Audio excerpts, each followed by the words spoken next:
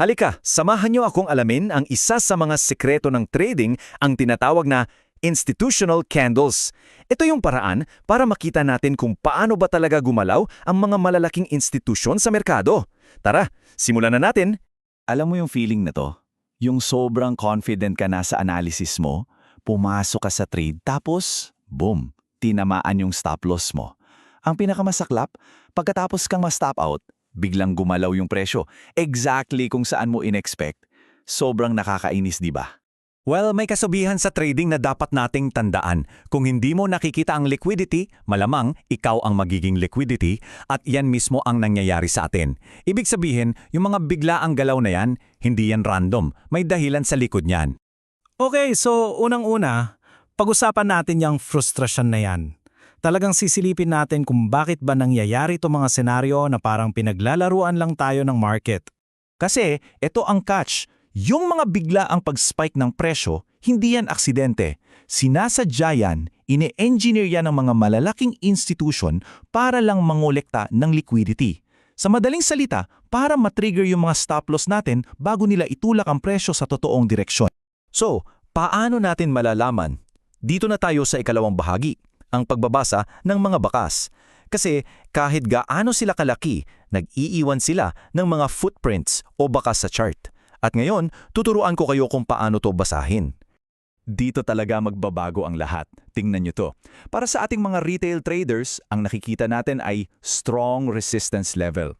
Pero para sa isang institution, isa lang yang pool of stop-loss liquidity. Yung double top pattern na kinakatakutan natin, para sa kanila, target for liquidity grab yan. At yung random spike, hindi yan random. Isa yang engineered move. Kapag nag-gets mo to, mag-iiba talaga ang laro mo. At ito yung golden rule nila. Bumibili sila bago magbenta at nagbebenta bago bumili. Isipin mo, para sila makapagbenta ng bilyon-bilyon, kailangan nila ng katapat na buyers, di ba? So anong gagawin nila? Idutulak muna nila yung presyo pataas para matrigger yung mga buy stop at ma-excite yung mga little buyers. At kapag marami nang bumibili, doon sila papasok para ibuhos ang kanilang malalaking sell orders. Galing, no?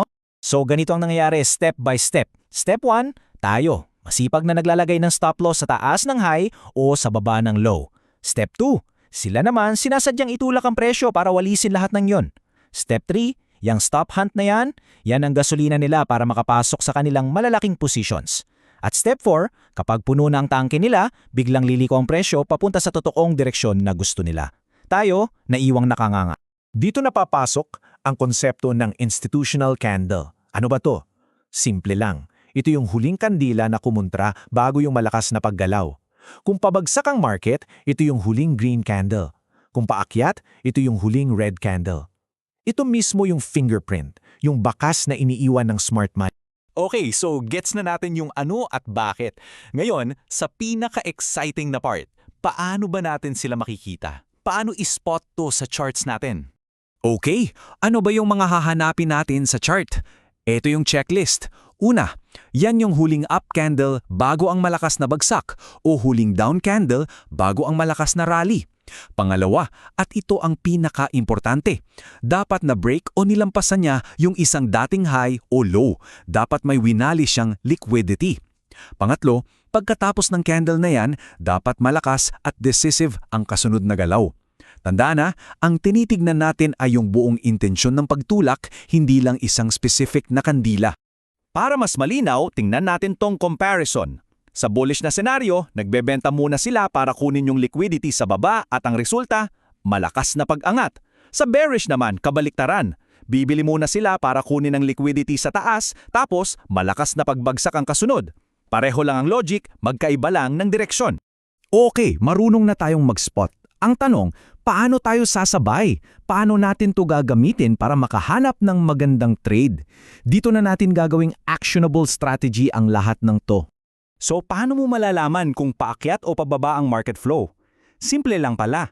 Tingnan mo lang kung aling institutional candle o IC ang nirerespeto ng presyo.